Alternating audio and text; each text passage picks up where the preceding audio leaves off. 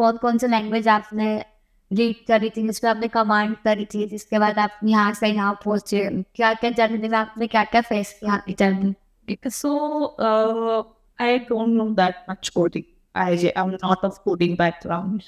Earlier, I used to do it because in college we all have that mix that without TSA, without coding, you don't have any opportunities, don't have any future in tech industry. Yeah. So I used to learn. I started with C, C++, and then eventually Python. I learned that as well.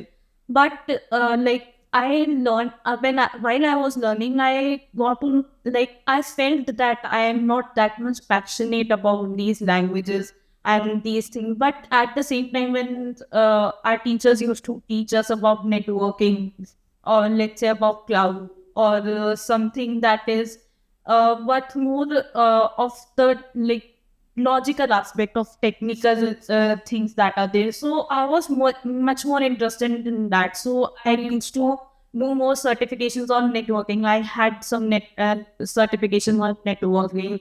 I had one certification for cloud.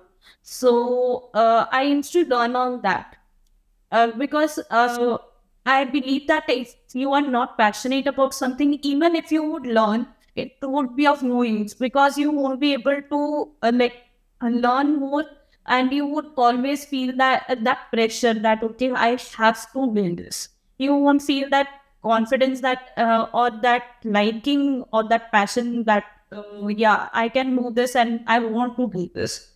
So maybe it's like because it is very important to find that yeah, I like this, then only you should do it. Otherwise, I guess it would be of no use that if even if you burn your brains and you just dig around in this that okay, I have to do this, I have to learn this. Eventually, your brain won't work in that. Like it would get tired and it would be of no use.